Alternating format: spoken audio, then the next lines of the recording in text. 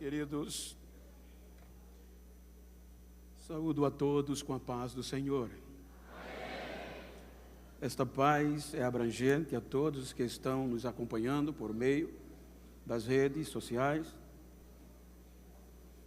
em todo o mundo, e já aproveito para transmitir um abraço a todos, amigos que estão na Ásia, na América Central, na Europa, na América do Norte, e muitos me contactaram dizendo que estariam online.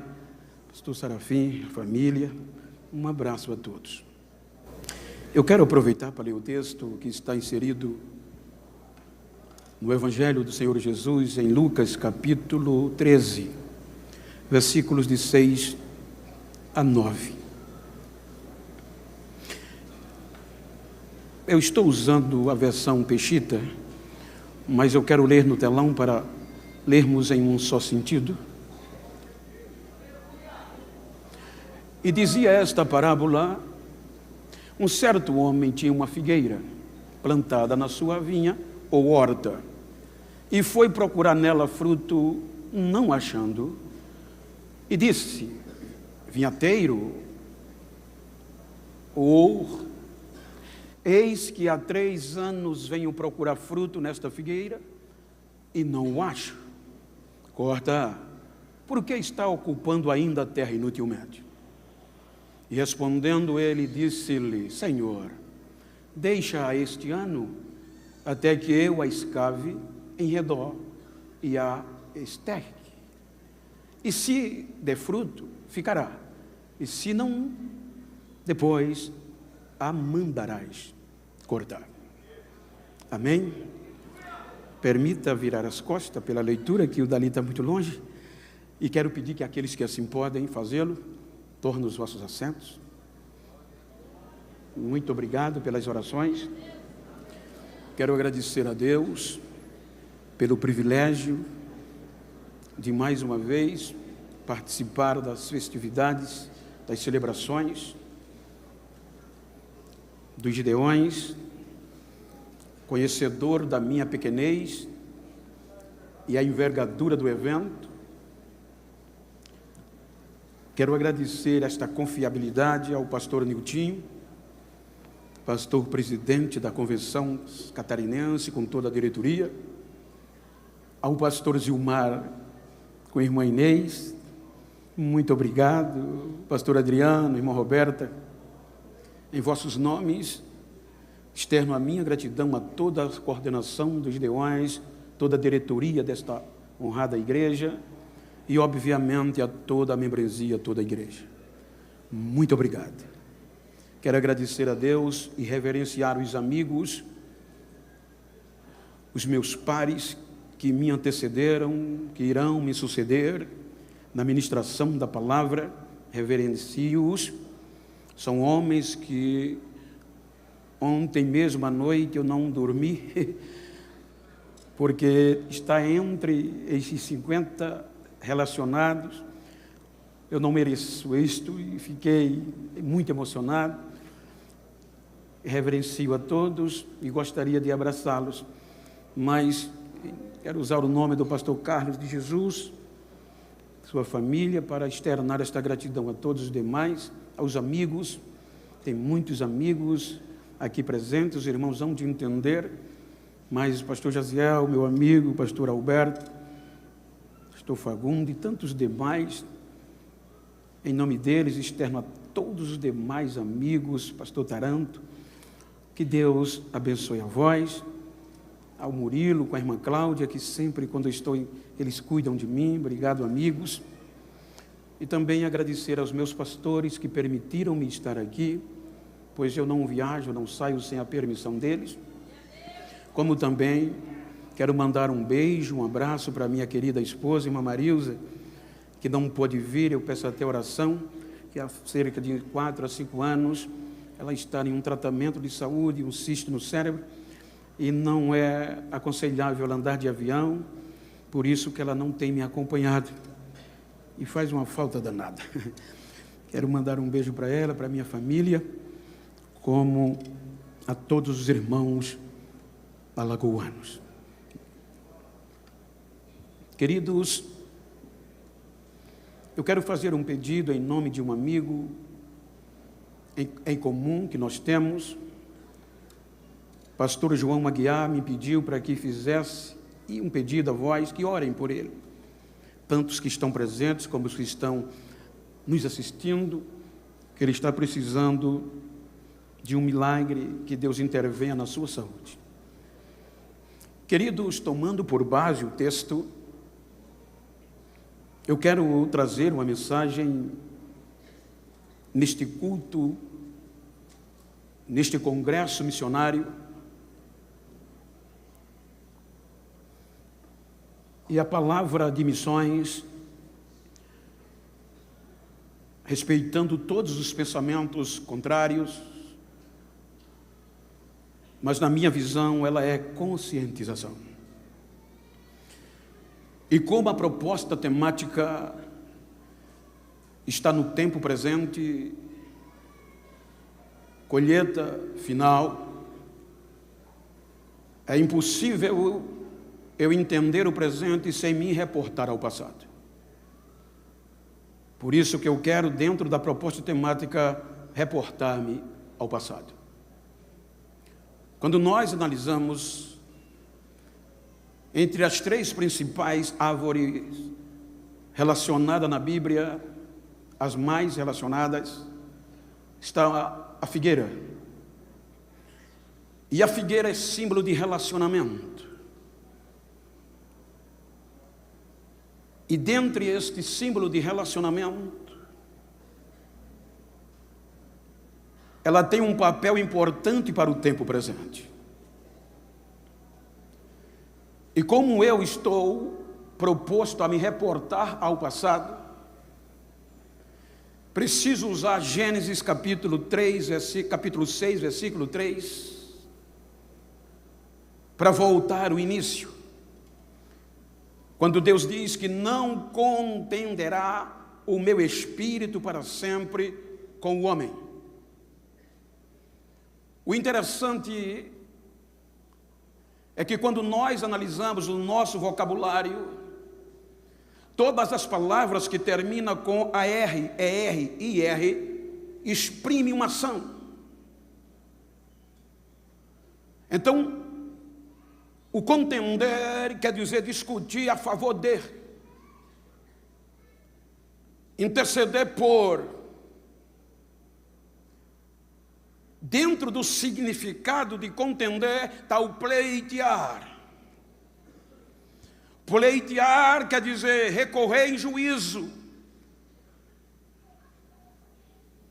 pedir por, gemer por, pleitear. E quando nós voltamos ao início, vamos perceber que no passado tem um pleiteador oculto.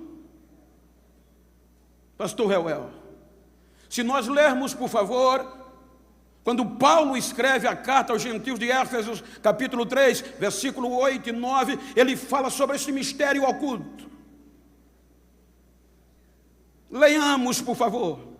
A mim, o mínimo de todos os santos, me foi dada esta graça de anunciar entre os gentios, por meio do Evangelho, as riquezas incompreensíveis de Cristo, e demonstrar a todos qual seja a comunhão do mistério que desde os séculos esteve oculto em Deus, que tudo criou por meio de Jesus.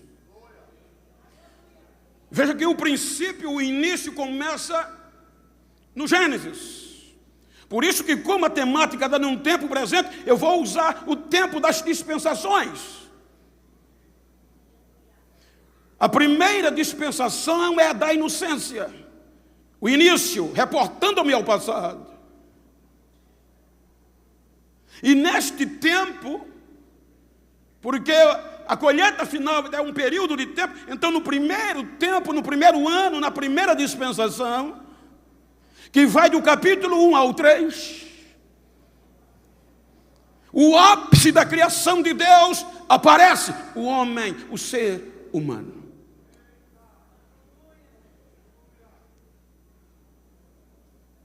Quando nós debruçamos-nos do capítulo 3, vem a fraqueza humana.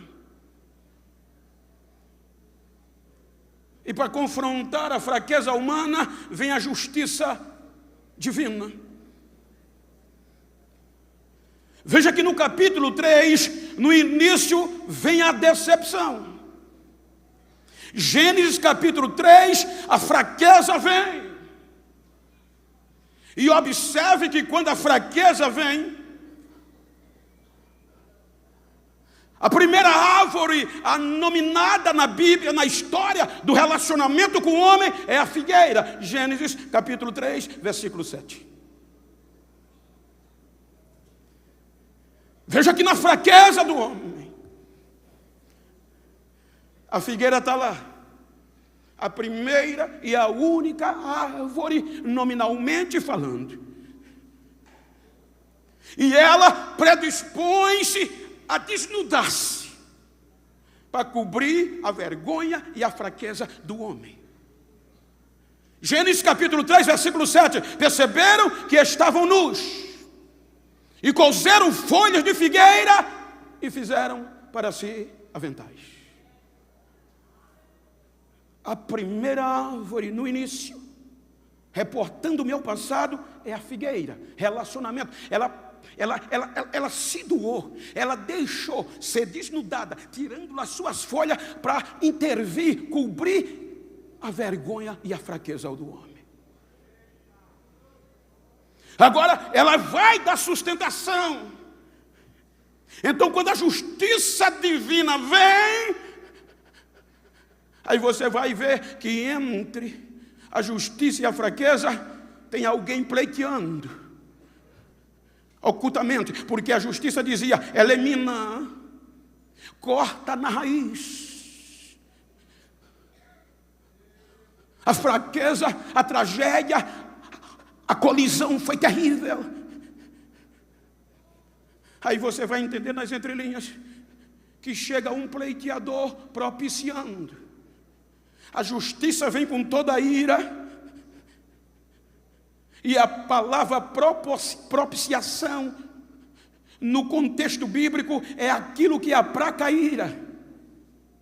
Então, entre a nossa fraqueza e a ira da justiça, tem alguém, ocultamente, dizendo, desiste dele, não.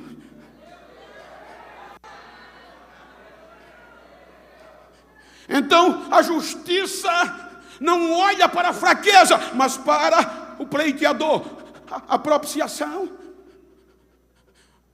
E Deus diz, está certo, mas ele não pode ter relacionamento comigo com este dano. Então capítulo 3 termina com Adão e Eva perdendo o relacionamento com Deus, sendo expulso do jardim. E a vergonha e a fraqueza não conseguiu fazer Deus desistir deles. Observem que entre o capítulo 4, aqui termina o primeiro tempo, o primeiro período da inocência. O capítulo 4 vai vir o segundo ano, o segundo período, chamado consciência. Veja que do capítulo 3 ao 4 por diante, não há registro de relacionamento entre Adão, Eva e Deus, digno de registro. Mas o que é lindo é que do capítulo 3 para o capítulo 4 vem esse segundo ano, a segunda dispensação, consciência, mesmo fora do paraíso, mesmo fora do jardim, mesmo sem a história registrar Adão e Eva se relacionando com Deus, no capítulo 4 começa dizendo, Adão conheceu Eva e ela concebeu e gerou um filho e chamou de Caim. Alcancei de Deus um varão. Depois ele torna a conhecer, ela concebe e gera outro filho, homem, e o chama Abel.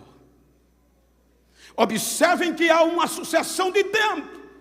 O menino cresce, criança, adolescente, jovem, no mínimo, na nossa cultura, 15 anos, 18 anos, no mínimo dos tempos. O interessante é que Adão e Eva, mesmo sem a história registrar, eles conseguem impregnar no coração e na mente dos meninos relacionamento com Deus. Veja que a história não diz que Deus falava com Adão e com Eva, mas com os filhos sim. Pastor Gesiel é lindo, veja, longe de Deus. Eles conseguem impregnar no coração desses dois filhos Deus. Começa o tempo, a dispensação da consciência. Abel é pastor de ovelhas do campo e Caim, agricultor. Veja que o relacionamento há entre eles e Deus. Entre a nova geração de um segundo tempo, de um segundo ano, de uma segunda dispensação consciente com Deus. Aí eles resolvem cultuar, adorar a Deus. Abel pega o melhor do rebanho e vai adorar. E oferece sacrifício a Deus e Deus aceita. A Caim pega fruto do campo e traz a Deus. E Deus não atenta, não olha, não recebe.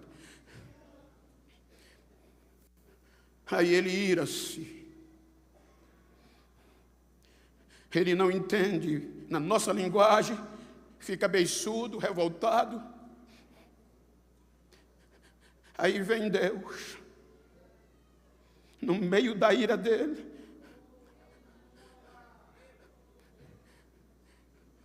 e no capítulo 4, salvo engano, versículo 7, salvo engano, aí Deus diz: por que você está com raiva? Veja que o relacionamento era íntimo, da geração, da consciência, do ano da consciência. Se tu fizeres o bem, não serás aceito. Mas se tu fazes o mal, vigia, porque o pecado jaz à porta. E se tu não vigiar, ele vai te dominar. Mas é importante que você domine sobre ele. Deus advertiu Caim. Mas Caim, por esta ira, vai oferecer, vai fazer e cometer um crime pior do que o pai. Eu tive analisando para você entender, se nós fôssemos julgar, se Caim fosse julgado na visão do Código Penal brasileiro, segundo o artigo 121, é crime qualificado. O crime de Caim,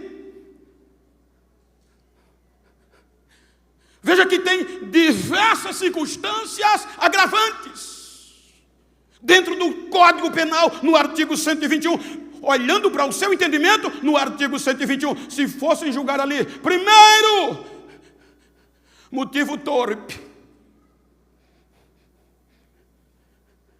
A inveja é um sentimento vil e desprezível. Segundo, meio cruel, requinte de crueldade. O capítulo 4 não tem detalhe, mas pela gravidade da moralidade do crime, ele usou requinte de crueldade com o irmão. Em terceiro, dissimulação. Ele leva o irmão ao campo de forma traiçoeira. E isto está em crime qualificado. Quando você vai para as circunstâncias agravantes, é pior, porque você vai encontrar o crime que ele fez. Parentesco próximo. Ele cometeu um fratricídio, ele matou o irmão. Segundo, motivo fútil, mas agravantes. A inveja é motivo insignificante para o cometer um crime. E terceiro, ausência de arrependimento. Aí o crime dele está enquadrado na visão do Código Penal brasileiro, só para você entender, no artigo, se ele fosse julgado hoje, 121 do Código Penal. Veja que quando ele comete o crime, a justiça vem da terra. O sangue de Abel, que é a justiça. Aí Deus aceita a denúncia do sangue e vem interrogar o fratricídio. E pergunta: onde está o teu irmão? Ele não se arrependeu, ele diz: porventura sou eu guardador do meu irmão, eu sei lá onde ele está. Não se arrepende. Se nós lermos o artigo 61 do Código, ele está falando da dosimetria do crime, da pena. Então, na ótica do Código Brasileiro, a dosimetria da pena diz que o crime de Caim, ele é de 12 a 30 anos de reclusão, no cálculo da pena. E na justiça divina, pelo sangue de Abel, é condenação eterna. Aí ele diz: eu sei lá. Aí Deus diz: o sangue do teu irmão está clamando a mim. Que é justiça.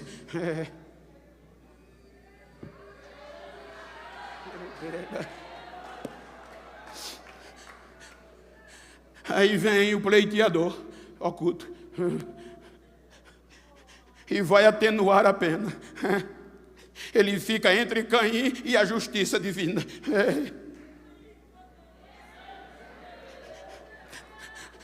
Faz isso não, desiste dele não.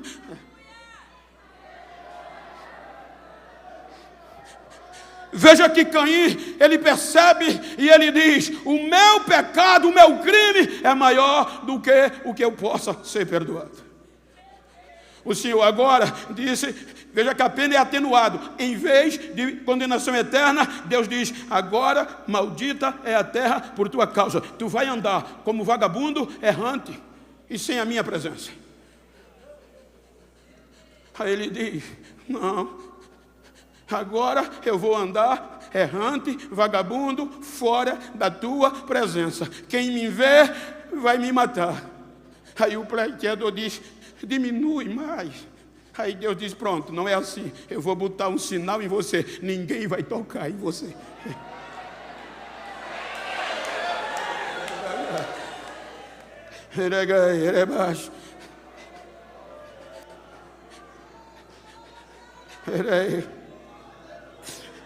O segundo período, o segundo ano, a segunda dispensação da consciência chega no capítulo 6.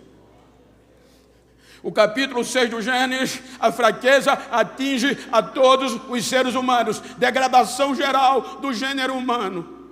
Agora todo o gênero humano está sem relacionamento com Deus. Aí a justiça divina diz-lhe: não tem jeito, não dá para acreditar mais neles não. Faz alguma coisa. A justiça clama, aí Deus vem e diz: chega, eu vou desistir, eu vou dar fim, eu vou acabar com eles. Com ele tudo o que eu criei. Veja que há uma decisão judicial: eu vou dar fim. Então a sentença é condenação eterna. Quando Deus assina, aí o pleiteador vem, oculto, se põe entre a justiça e Deus e diz: desiste não.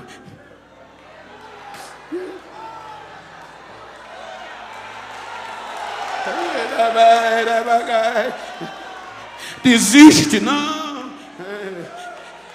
Ele consegue atenuar a pena de novo. Aí Deus diz: está certo, mas o meu espírito não vai interceder, provocar-me, não vai defendê-lo para sempre. Vou diminuir, mas os anos dele de vida será só 120. Mas não condenou. eternamente. A sentença é cumprida e 8 almas.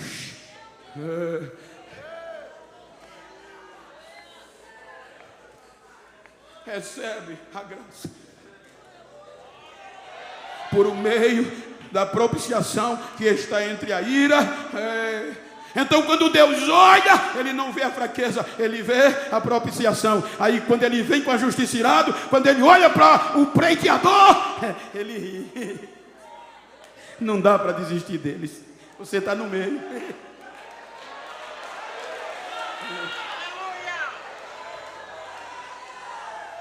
Termina o segundo tempo, segundo ano, segunda dispensação, segundo período de tempo, a consciência. Aí veja que o terceiro ano, terceiro tempo, já que o tema está em um tempo presente, período de tempo. Aí vem o capítulo 8 do Gênesis. Dispensação, ano do governo humano. O governo humano vai do capítulo 8 ao 11.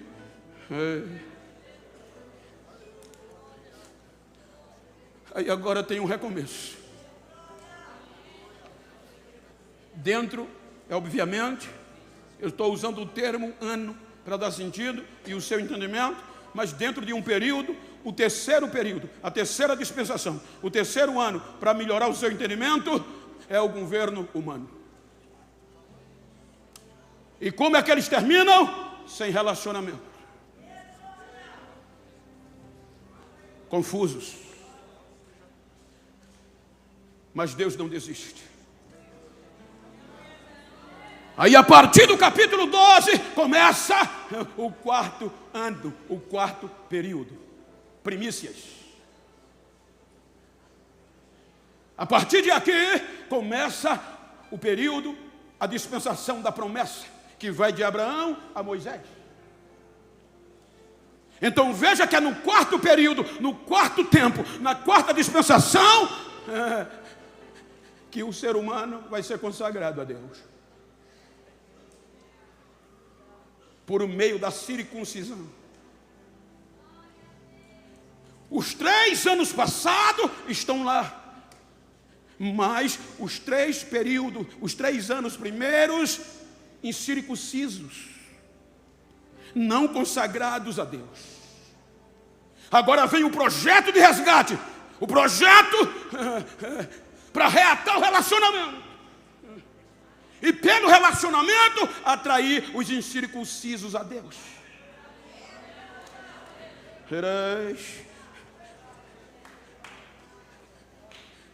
Aí Abraão é consagrado a Deus.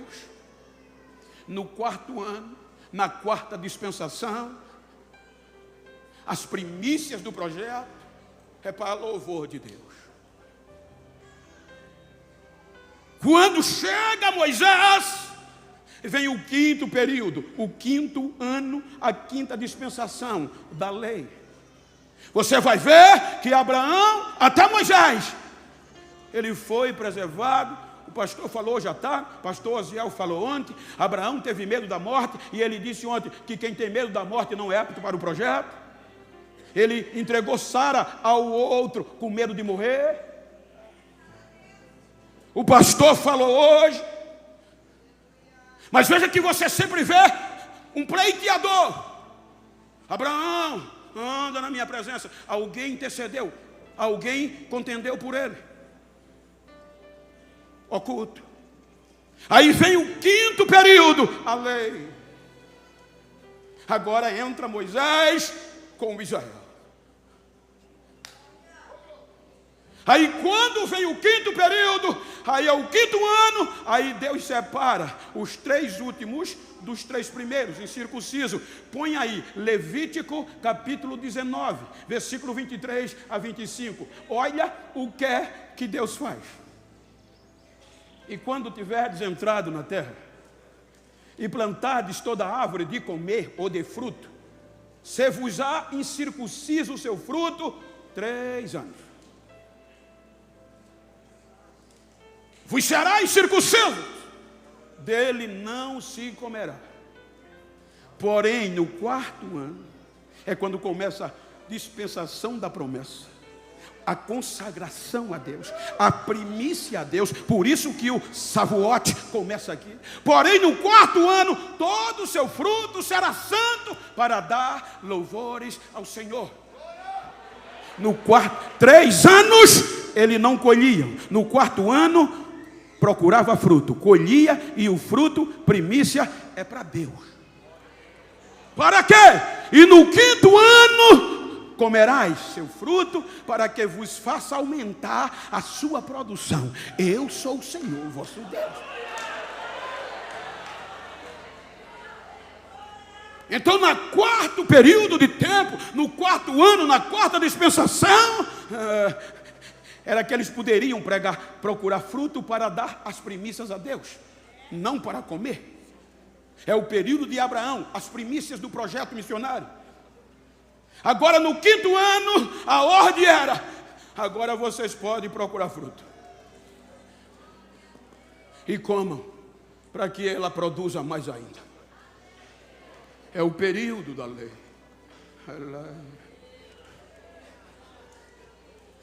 Eles perdem o relacionamento. Salmo 95:10.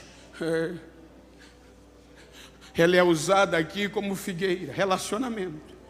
40 anos estive desgostado com esta geração, e disse: é um povo que erra de coração e não tem conhecimento, não tem conhecido os meus caminhos. Perde relacionamento. Isaías 65:2. Deus insiste, mas ele diz: estendi as minhas mãos o dia todo a um povo rebelde que anda por caminho que não é bom, após os seus pensamentos. Sem relacionamentos.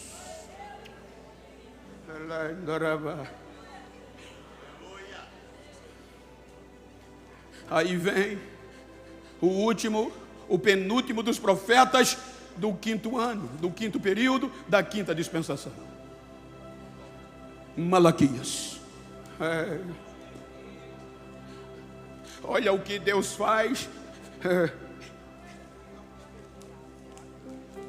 Olha o lamento de Deus.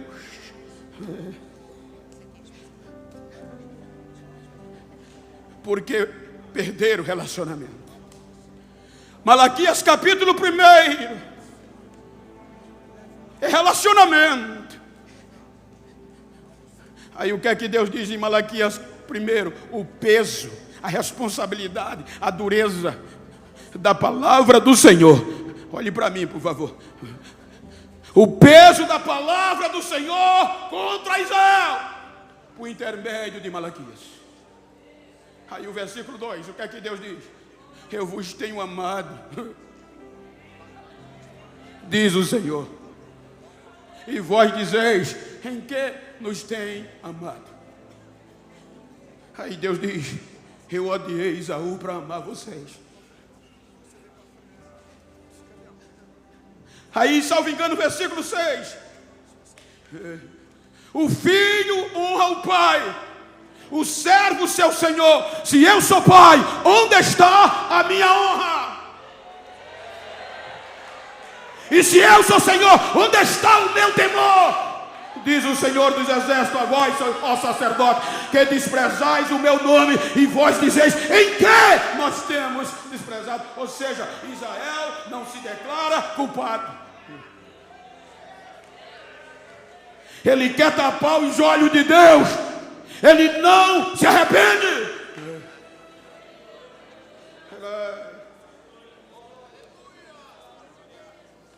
O 5º ano, o 5º período, o 5ª dispensação, a lei. Aí veio que o capítulo 4 de Malaquias, versículo 1, Deus vai tratar com a árvore. Porque eis que aquele dia vem ardendo como fornalha. Todos os soberbos e todos que cometem impiedade serão como a palha. E o dia que está por vir os abrasará, diz o Senhor dos Exércitos, de sorte que não lhes deixará. nem raiz, árvore, nem ramo. Deus diz: vou cortar, porque se cortar no tronco, deixar a raiz ainda floresce, mas se cortar a raiz, acabou. 400 anos depois de Malaquias, vem o último do profeta do quinto ano, João Batista. E como é que ele começa? Arrependai-vos.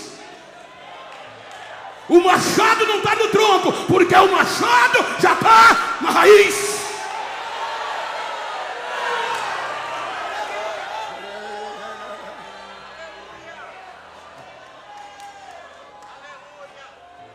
Aí quando o machado já está na raiz, aí Deus diz: vou cortar. Aí o pleiteador sai do oculto e se revela.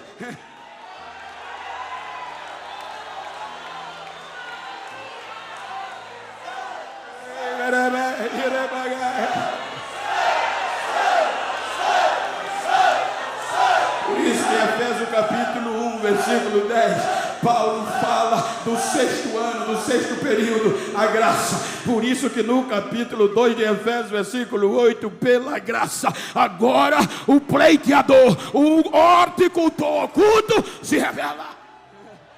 Sai do oculto e se revela. Para que? Pleitear em favor de Israel.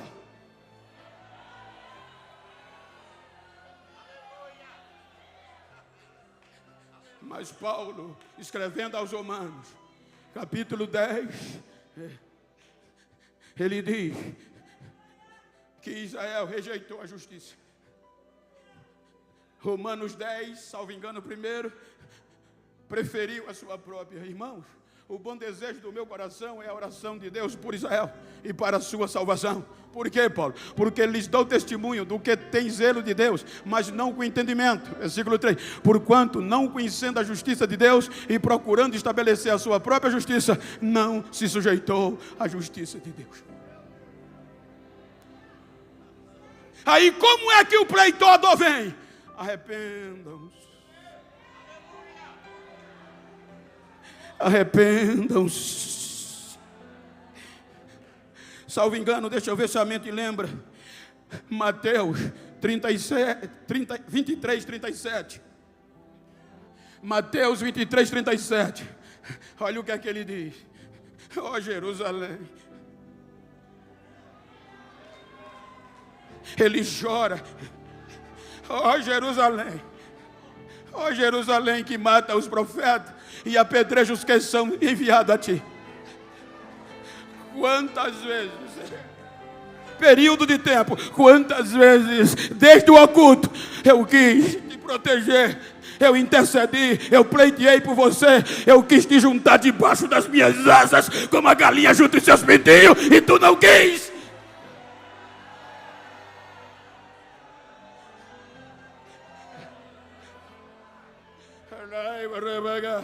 Vejam que a parábola, quando Lucas termina a narrativa do capítulo 12, ele está falando das últimas coisas, de arrependimento. Quando Lucas registra o capítulo 3, Trovão, meu amigo,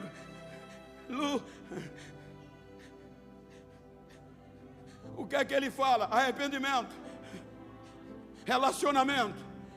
Porque o capítulo 13 começa dizendo que alguns vieram dizer a ele: Jesus, o senhor está sabendo o que Pilatos fez? Ele matou os galileus e misturou o seu sacrifício com os seus próprios sangue. Ou seja, o contexto histórico cultural diz que os galileus, um grupo de galileus, saiu da Galileia e veio para Jerusalém adorar, matar os seus animais em adoração e oferecer sacrifício, porque era o tempo ainda do 5º ano. Veja que quando Jesus está aqui, já está com cerca de 2 anos de ministério efetivo. Aí o que é que os soldados de Pilatos faz? Mata o grupo da Galileia, pega o sangue deles e mistura com o sangue dos animais que eram os seus sacrifícios. Isso foi chocante. Aí eles disseram: o senhor está sabendo? Aí Jesus diz: vocês estão pensando que eles eram mais pecadores do que os outros? Se vocês não se arrepender, do mesmo jeito vocês vão perecer. Aí ele vai dizendo: vocês pensam, porque a ideologia judaica era, você vai ver isso desde Jó até o Novo Testamento, se eu estou em miséria, se tem uma colisão, se eu estou detonado, estou cheio de dano, é pecado. Por isso, quem nasceu em pecado? Por isso que ali, Jó confessa. Então, para ele, os sacerdotes, quem era rico, era fruto de bênção, era limpo. Aí Jesus diz: vocês pensam que aqueles 18 que foram esmagados pela torre de Siloé era mais culpado, mais pecador que os outros? Eu digo a vocês que não. Se vocês não se arrepender do mesmo jeito, aí vem a figueira. No sexto, pastor Weber, veja que o dono da vinha, da horta, por que relacionamento? Porque os judeus, na sua maioria, tinha figueira no quintal, na horta. No Nordeste a gente chama roça. E toda a horta, na maioria das vezes, tinha a figueira. Porque a figueira produzia sombra. E eles juntavam a família e meditavam debaixo da figueira. A figueira, quando eles estavam precisando chorar, ia para baixo da figueira. Quando eles estavam em luta, para baixo da figueira. Então era comum, mas só que agora o horticultor vai ser questionado. O dono da vinha vem. Aquela figueira já estava com 6 anos. Veja que ele foi justo. Os 3 primeiros anos do início, lembra que eu disse que para falar do presente precisamos nos exportar ao passado? Você lembra de Levítico? Então 3 anos ele não procura fruto, porque não deu fruto, que é os 3 primeiros tempos da dispensação. Incircunciso não são consagrados a Deus. Mas no 4º ano é Israel, a primícia, o fruto é consagrado. No 5º ano, a lei. 6º período, a graça. O oculto se revela. Veja que o dono da vinha é justo. Ele cumpriu a lei, cumpriu certinho. Não procurou fruto nos primeiros 3 anos. Mas a partir do 4º, ele vai. E a figueira não dá fruto. Aí ele diz ao horticultor: por 3 anos eu venho aqui procurar fruto nesta figueira e não encontro. E é uma ordem, corta. Por que é que você está deixando ela habitar o lugar, ocupar a terra inutilmente? Corte pela raiz, desista.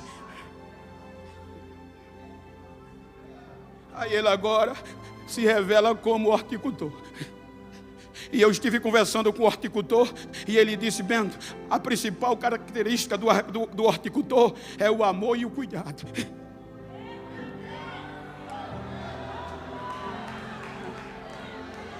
Aí o horticultor vem e diz: Senhor, faz isso não. Dá mais um ano a ela.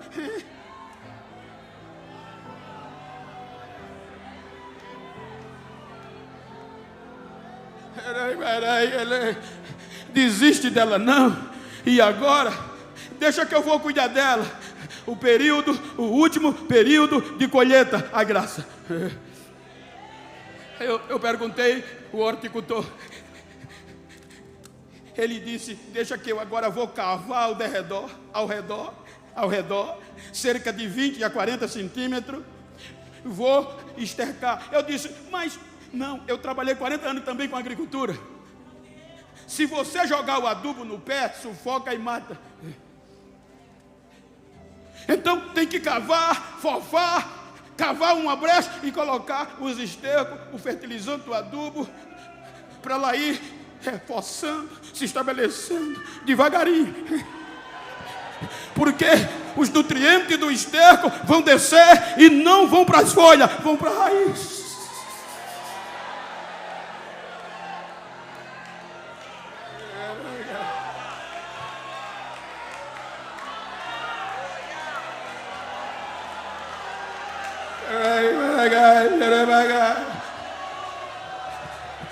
Desiste dela não, Senhor.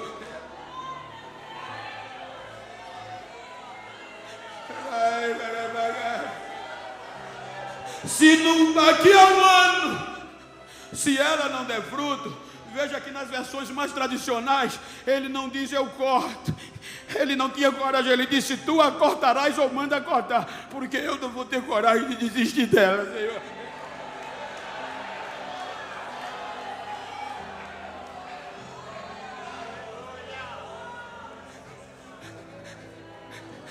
As maiores mensagens de Jesus foi essa. Um novo mandamento eu vos dou: ame uns aos outros,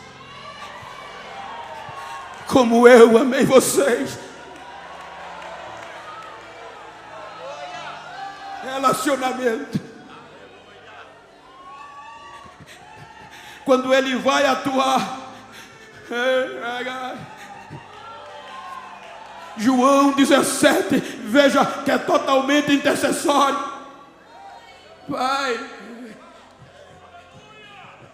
eu dei a tua palavra a eles, mas para que eles sejam um em mim, como eu sou em ti, eles sejam um em nós. A glória que tu me deste, eu dei a eles, Senhor. Eu estou te pedindo não só por esses, os judeus, mas por todos aqueles que hão de crer em mim. Une eles na verdade, a tua palavra é a verdade. Porque o último meio de o mundo saber que o Senhor me enviou é eles serem um, é eles amarem um ao outro, como eu amei a eles.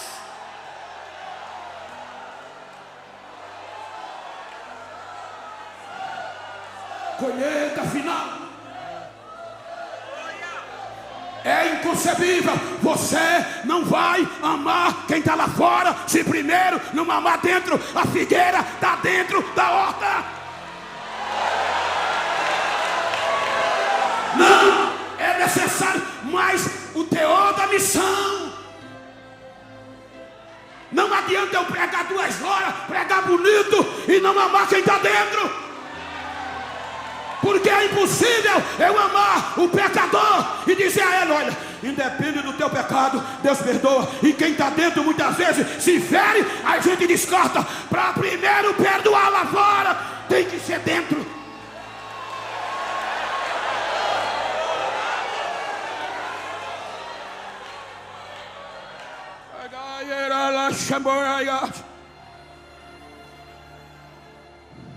Pastor Zilmar me convidou em setembro. Passei 2 meses orando por uma mensagem. Quando veio no meu coração esta mensagem, até ontem à noite, 2 horas da manhã, eu não conseguia dormir. Senhor, quero que você pregue, porque vocês estão valorizando mais as ideologias, o nome da placa, do que por quem eu morri. Diga para quem está ao seu lado: não é aconselhável atrair lá fora, falar lá fora, se não ama dentro.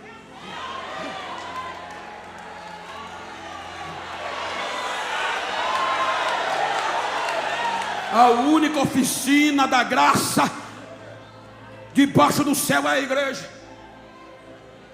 Olhe que quando vou dar uma ministração, quando você compra um carro, faz um seguro, mas acontece incidente, e às vezes a colisão é forte, aí a seguradora manda o perito olha e diz: chassi empenou, carroceria está deformada, os vidros estouraram, perda total. E o que é que vai fazer? Não, vai para o ferro velho e o seguro substitui. Aqui não é assim não. Você sabe que às vezes a gente é atingido por colisões terríveis. Eu vou contar o que eu ouvi de uma pessoa há alguns anos atrás. Ela me conduzia e disse: pastor, hoje está ruim, porque a gente precisa confessar algumas coisas. Muitas vezes a gente não é perfeito e nós somos atingidos. E às vezes a colisão, pastor, arrebenta. Mas por que você não procura a igreja para confessar e pedir ajuda? Porque quando a gente vai, pastor, em vez de restaurar, eles matam a gente. Eles condenam, julgam e condenam a gente. E esquece a gente, abandonando a gente. Aqui não é oficina secular, é oficina do céu. Diga para quem está ao seu lado: a colisão pode ser forte, o chassi pode empenar, o vidro pode estourar, mas aqui não tem perda total. Ainda tem jeito, ainda tem jeito, ainda tem jeito.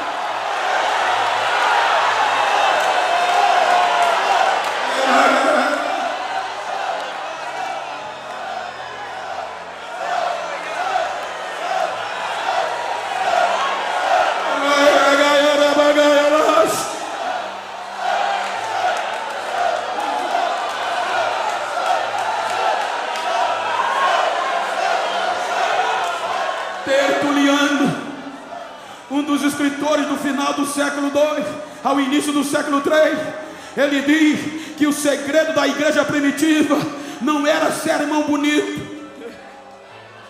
Um dos principais pilares era o amor. Ele diz que os crentes da igreja primitiva se amavam tanto, cuidavam tanto um do outro, que às vezes um dava a vida pelo outro. Aí quem estava fora, sem pregação, via e dizia: que amor é esse? Se convertia e entrava na igreja. Hoje a gente está falando lá fora, mas estamos matando quem está dentro.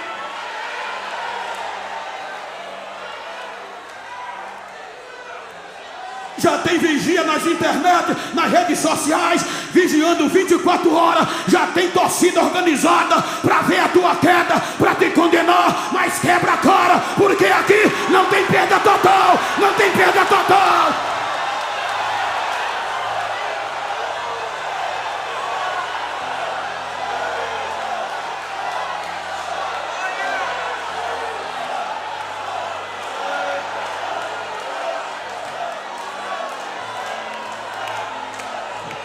Esta é a necessidade da colheita final.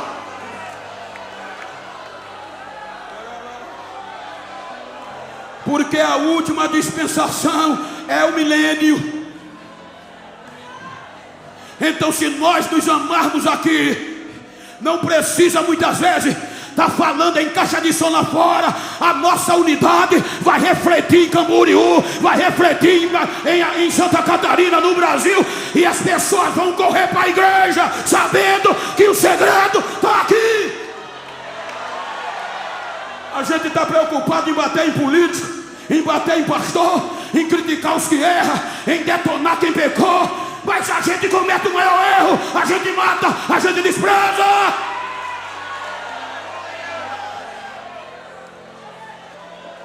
Diga para quem está ao teu lado: já tem torcida organizada,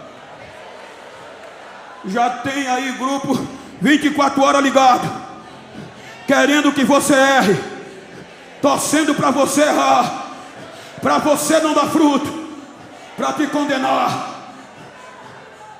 Mas João disse, 1 João, me ajude, 2:2, me ajuda aí, me ajuda, põe aí 1 João 2:2. E ele, leia a igreja, ele é a propiciação pelos nossos pecados, e não somente pelos nossos, mas também pelos de todo mundo.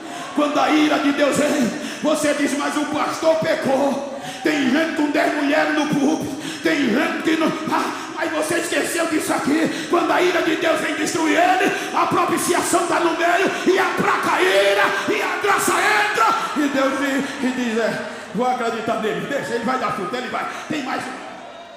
Eu não estou fazendo apologia ao erro, eu estou fazendo apologia aos nossos falta de cuidado. Pior era eu, pior era você.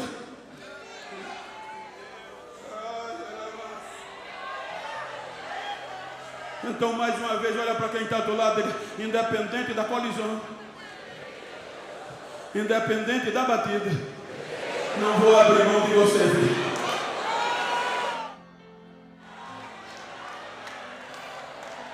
Aqui não tem ferro velho. Aqui não existe ferro velho. Aqui existe a graça, e a geração da última colheita, da colheita final, tem que saber disso.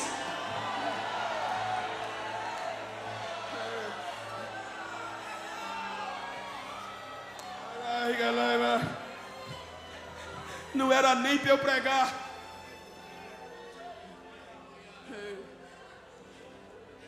Só eu estar aqui já era a resposta de que Ele não desiste de nós. No meu estado, Alagoas, os meus pastores, os meus professores, tem pregador, pastor, que o senhor precisa conhecer, ensinadores, meu Deus, que eu não sou digno nem de limpar a sandália deles. Mas olha na relação dos 50 pregadores dos Gideões, quantos AL tem? ALs, Alagoas.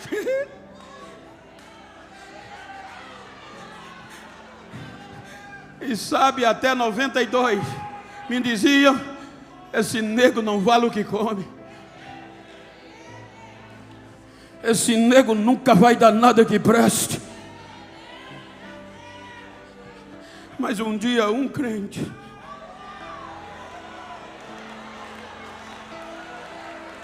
me disse: eu conheço alguém que não desiste de você, mas dizem que eu tenho muitos defeitos. Ele é especialista em quem tem defeito. Ele é a propiciação, Ele aplaca a ira e meia graça.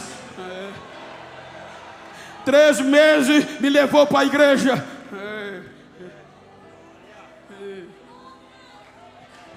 Jesus me aceitou, preto, do cabelo rio.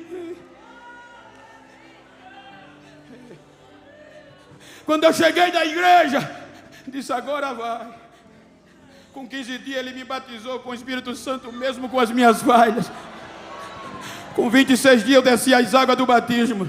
E pasmem, Fazenda Canoas, município de uma cidade chamada Rio Largo, aonde hoje sou o co-pastor.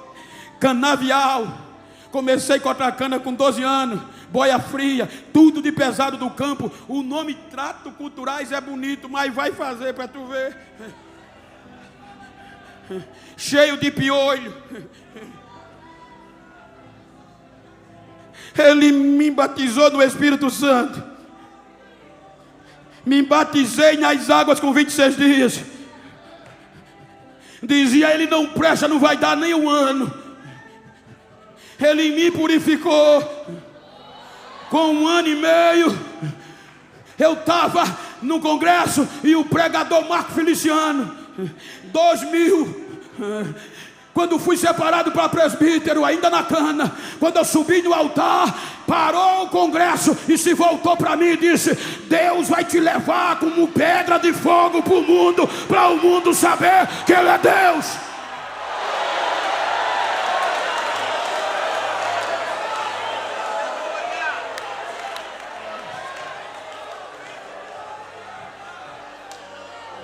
Com 3 dias depois, com 7 dias no outro domingo, chegou um pregador na congregação pequenininha e disse: Moreno, fica de pé.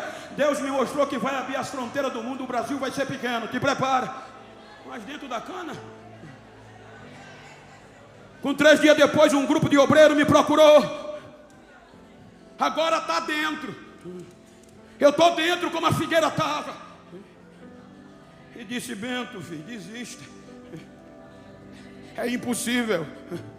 Aquela profecia não era para você. Tu tem muitos defeitos, mas eu estou dentro. A figueira estava dentro.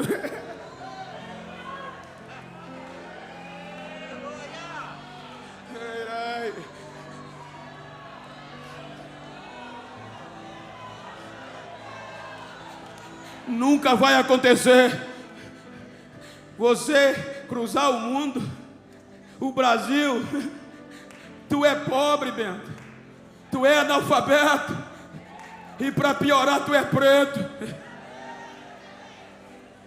Eu disse, lá fora era fácil aguentar, mas dentro não é não.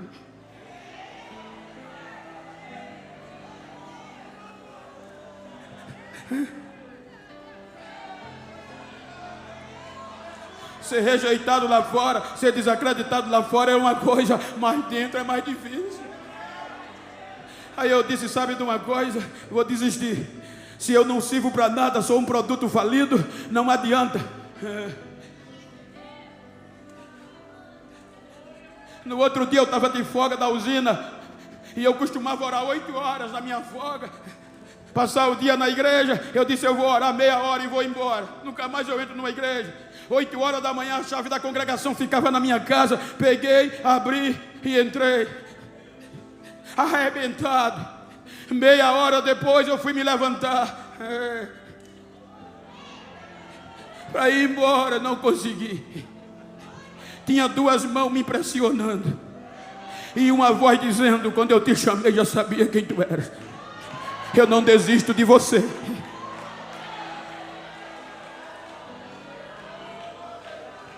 A tua fraqueza não é maior do que a minha graça. Vou te mostrar hoje quem eu sou.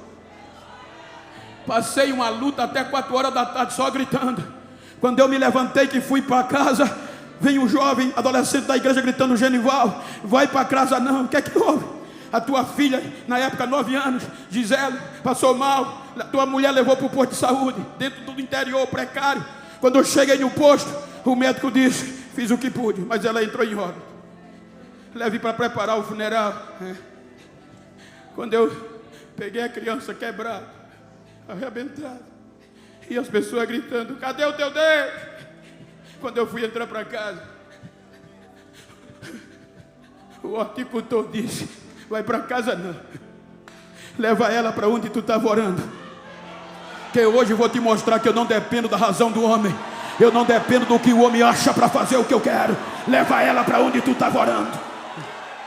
Eu passei, pastor Carlos, pastor Trovão, tinha deixado a porta entreaberta, empurrei, joguei o defunto na frente do púlpito. Foram dizer ao doutor, ele está doido. O doutor veio com as enfermeiras, os vizinhos vieram, aí o doutor pôs a mão aqui, minha esposa chorando, dizia, seu Genival, é loucura, acabou. Quando ele disse assim, não deu 10 segundos, veio uma voz dizendo, fui eu que te escolhi, e eu te trouxe aqui para te mostrar quem sou eu, que eu não desisto de você. A promessa que eu fiz está de pé. Para você saber quem sou eu, olha o que eu estou fazendo. Não deu 10 segundos, a menina começou a embolar, começou a saltar, começou a dar glória, e o médico ficou doido. O que é que está acontecendo? O meu Deus ainda faz o sobrenatural para não desistir de um crente, para não desistir de você.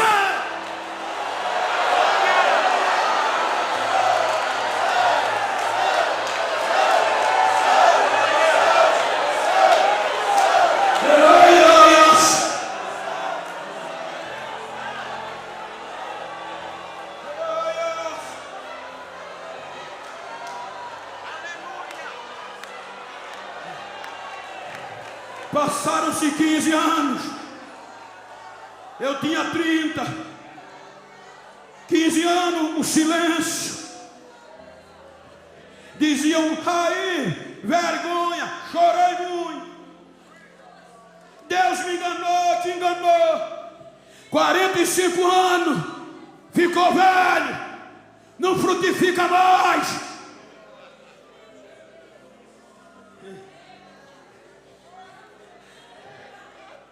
Pastor Zé Antônio dos Santos manda ligar para dentro do canavial.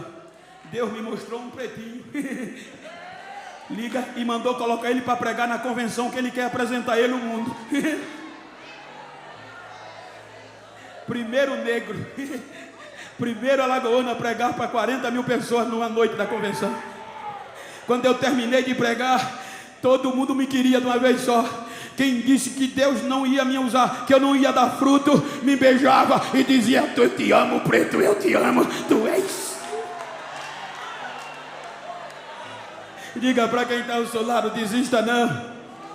Porque quem pensou que você ia ser cortado, vai ter que te engolir.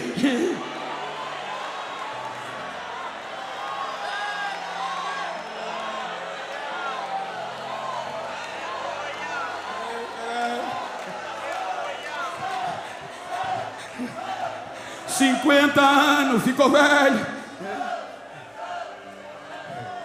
2015, pastor Reuel descobriu o pretinho. Ele é testemunha, cristiano, salvo engano, que era de Campina. Pastor Genival, pastor Reuel quer lhe trazer nos Gideões. Deus disse: vai não. Eu não vim. 2016, 2017, pastor, por que você não prega nos Gideões? Não é o tempo.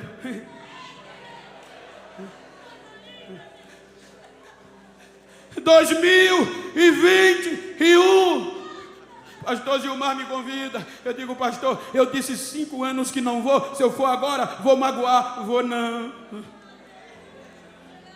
E enquanto eu não vinha, os telefones, alô, do outro lado, hello,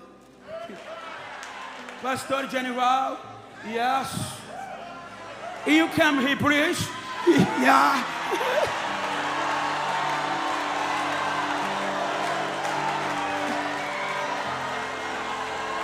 Deus não precisou dos Gideões para a árvore frutificar. É pela graça, é pela graça, é pela graça.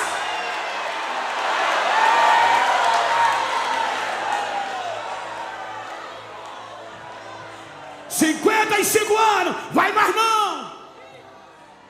2023 eu vim. 60 anos, já tenho um cartãozinho de estacionamento. Olha eu aqui. Terceira idade, ficou velho. Ele não desiste, a figueira ainda vai. Se no próximo ano eu não vou ter coragem de cortar, deixa, olha que a figueira floresce. Nós hoje somos fruto de pedaços da figueira, de ramos que não se quebraram. Olha nós aqui.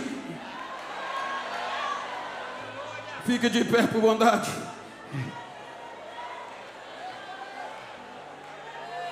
Se você puder, eu gosto de sempre terminar assim. Se tem uma pessoa íntima do seu lado, vira para ele aí. Me ajuda aqui, meu amigo, com todo, pastor Carlos, com todo respeito eclesiástico, é pregador, entendo. Se está perto de uma pessoa íntima do mesmo sexo, vira para ele assim, não olha para mim não, olha para ele.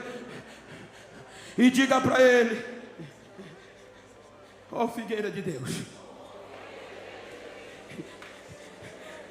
fruto da última hora. A graça é o último tempo da colheita, mas a última dispensação é no milênio.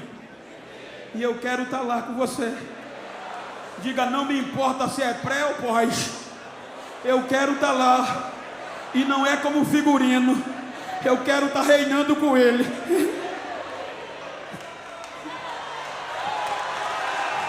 Diga para ele: não importa como você chegou nos Gideões, não importa o tamanho da tragédia, não importa o tamanho da colisão, não importa o tamanho da pancada, ainda tem jeito, ainda tem jeito. Abraça ele e diga: ainda tem jeito.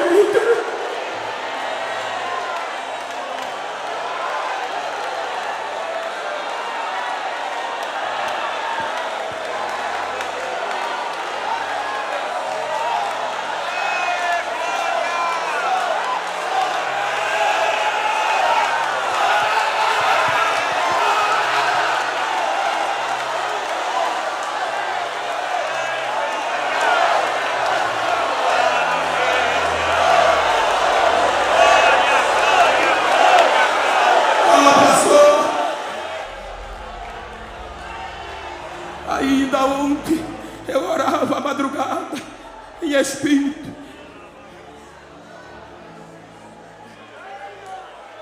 E o espírito que fala com a gente pelos sentimentos me dizia: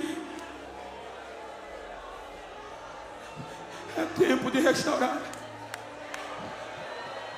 Ah, pastor, mas eu estou de terno, estou de gravata.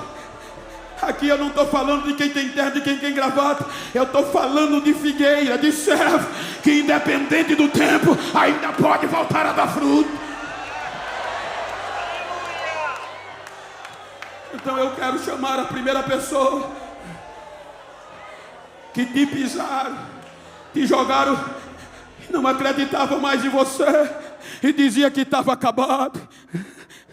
Deus me mostrava o obreiro que só estão os pedaços. Eu não vim aqui provocar o teu erro, eu não vim aqui provocar apologia ao pecado, mas eu vim aqui te dizer que Deus me mostrou, é tempo de restauração, é a última colheita, é o tempo de colheita final. Vem, vem, vem, se joga aqui e vai receber, se joga.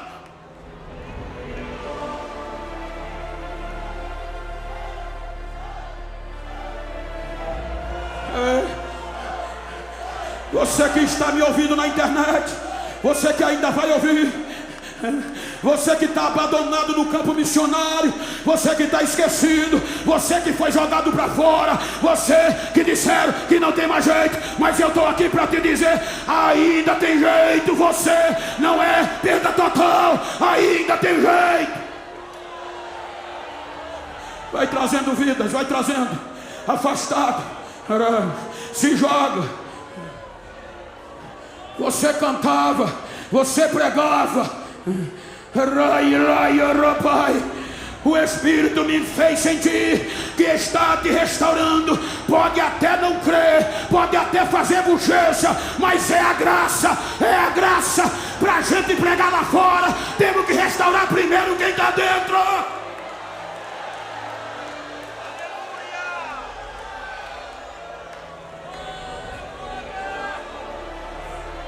Venha, venha, venha. Te amo, Deus. Tua graça nunca.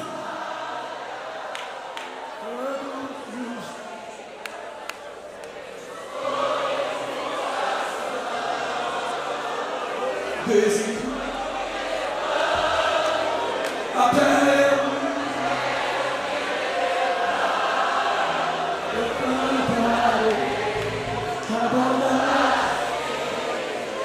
reportando-me ao passado.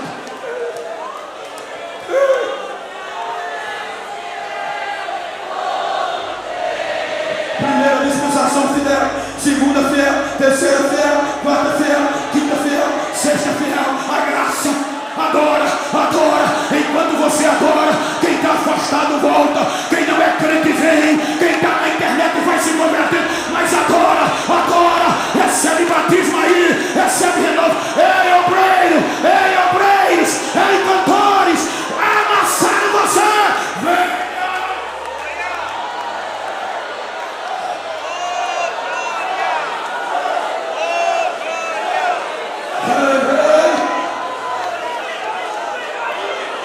Se Deus, a palavra que me deste eu preguei, agora restaura os feridos, tira o machado da raiz.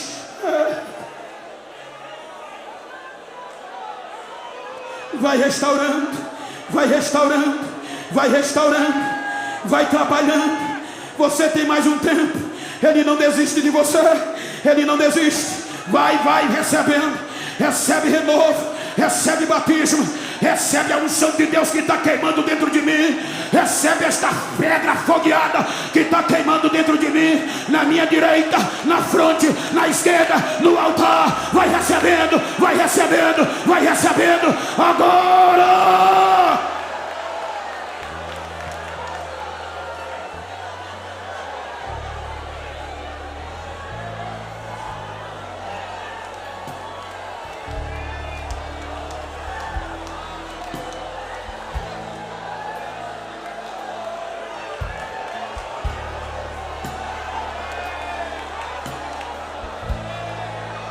Às vezes a gente participa de um congresso desse, tem gente que senta ao nosso lado, a gente sai e não sabe nem o nome, abraça esse crente que está do teu lado, diz o teu nome a ele e diz: eu vim adorar com você. E eu te digo que eu não vou desistir de você, você. Abraça, deixa as lágrimas cair, incendeia ele.